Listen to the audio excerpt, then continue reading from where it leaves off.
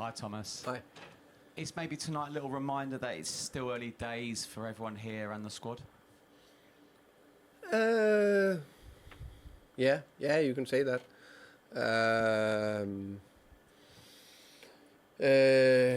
Yeah, I think that's probably fair to say. I think first half was good. I was happy with that in many ways. I felt we were on top, controlled it, created 2 or 3 very good chances, got into a lot of dangerous situations where we didn't create a chance but should have created more.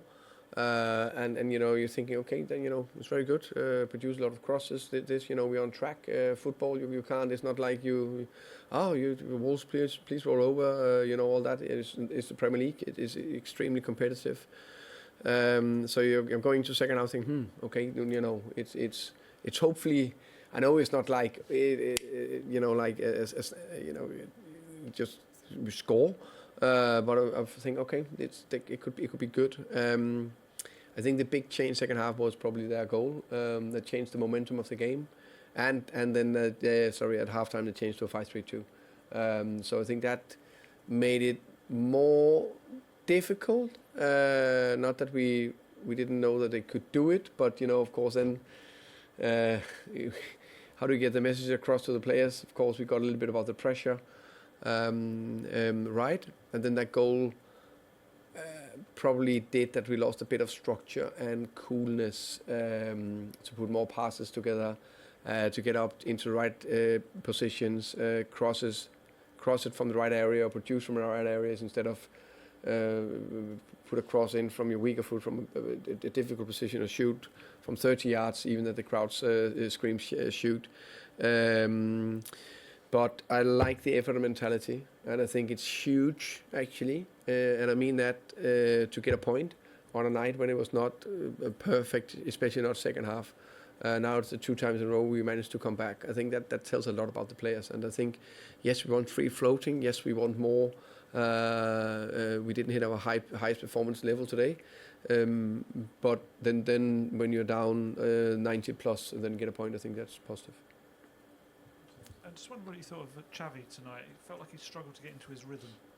Yeah, I think that's fair to say. I think Xavi he had some good actions. Also carrying the ball forward, and had to foul him 3 or 4 times.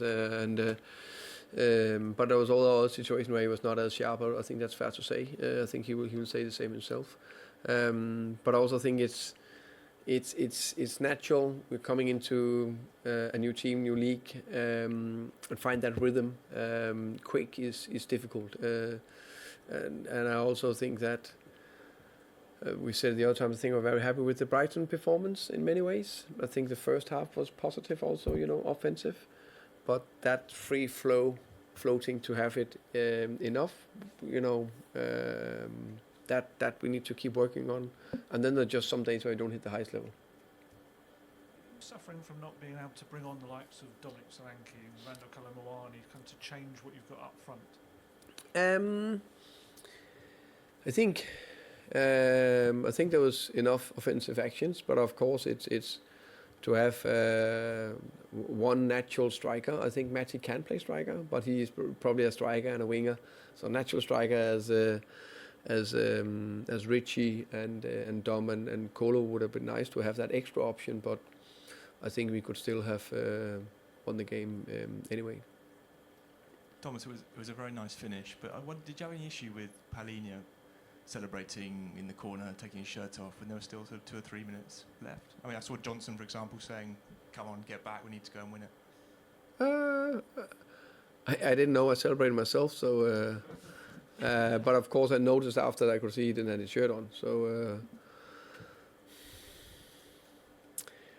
I know we wanted to go for the next one, but you can see the next 3 minutes we were a little bit still a little bit disjointed. Should we go for it? Where were the positions? So I think it's fair to say we struggle a little bit with creating that chance. So the 1-1 was probably a good point. Of course, we still lose. It feels like disappointing we didn't win the game, but I think the positive is we kept us in the game and got a point. George. Hi, Thomas. I know it's early days and you can't read too much into the table, but Liverpool lost today, Chelsea lost today. You could have gone 2 points within Liverpool. Did it feel a bit of a missed opportunity, especially at home to a team that hadn't won so far in the league this season? Yeah, I think if you look before the game, you would say that there was a good chance for us to win, but I think it is also, that's why I also said it before the game, we haven't beaten Wolves the last 5 times, another 6 times in a row. So and also a team that have lost the first 5, there's a time where they will get something. And also said before the game they had played very, very even games. So it's never easy. That said, I hoped and believed if we hit a top performance we will win. We didn't hit a top performance. I think we hit an average performance, but you do that sometimes. So yeah, we got a point on a day where not everything worked, and then we moved forward. Yeah, it feels like you've got so much right so far in your reign. Sort of the one bad performance was Bournemouth at home. You played Bentancur, Palhinha in midfield for that game. It felt like again they didn't bring that much creativity. Today or? Well, in the Bournemouth game, Oh yeah. Palhinha, and again today at home to a team that you want to break down, didn't feel like you brought enough creativity. Do you think when you look back, you reflect on that, maybe that midfield selection wasn't quite right? I will always look back at it, but a good old coach told me once that the lineup you picked, you did that for a reason, and you don't know what will happen if you pick the other one. Maybe we've lost 2-0. So I need to go with what I believe in, of course. That's not the same that I'm not watching the game back and not reflecting and not thinking about could we, should we. You never know. I actually think first half was quite good, and we created enough. Would like to create a little bit more, yes. So actually after I took Rodri out, you can say it didn't work because of lots of structure. So who knows? One thing is for sure, that we need to do a little bit better second half.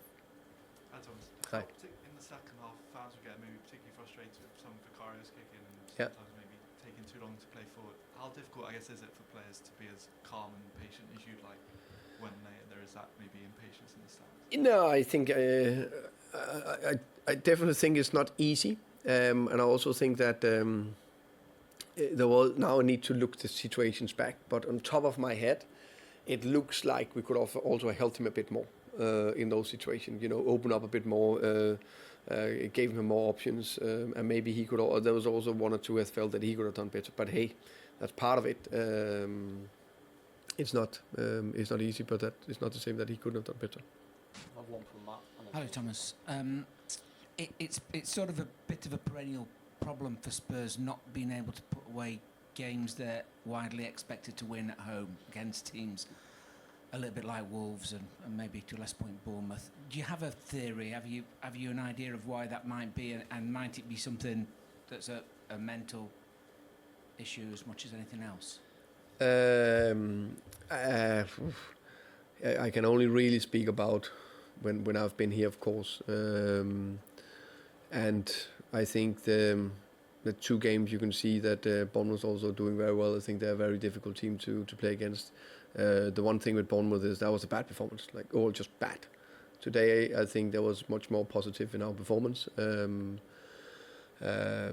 but unfortunately on the day we couldn't get the 3 points. That happened. So I think it's still a small sample to really judge from myself in that aspect. Yeah. We'll finish with Tom. Hi Thomas, just back to your midfield selections. I don't think Xavi Simons has started at number 10 in the Premier League yet. True. Is he not quite up to speed with the Premier League yet? Is that why he hasn't played in that position? No, I don't think. I think it's try to how can I say, get the right balance into the team. Try to for me also to learn the players and find out how we can get the best players on the pitch at the right time. So that I'm of course looking into. I'm very aware that Xavi can play as a 10. He also got in as a 10 against Brighton because that was the 3rd game in a week and I think that was positive. I think today when he got in as a 10 it didn't really work, and that was not only because of him, by the way. I think the whole team that was out of sync in the last 35 minutes, something like that. But of course, I try to look into what is the best midfield. I think it's fair to say both Rodri and Xiao have been very good for us so far in the season, and Luca's been fantastic. So you like to keep your players as a little bit in flow. Just one other one on Richie. He showed against Burnley what a quality player he can be on his day, but there have been a few games like tonight where he seemed a little bit isolated. How do you get him more into the game? I think, for example, at Brighton did many good things, but I liked him a little bit more in the box. I felt today he was more in the box, and the cross maybe didn't landed for him. And then I think it's also fair to say that, especially the first half, we mainly played against a team with 11 players behind the box, which always make it a little bit more difficult. I think actually even Haaland can be eliminated in that situation, but there's a little bit more space and a little bit more opportunities than a little bit more space and a little bit more open, then you can create more opportunities. Thank you. Same guys.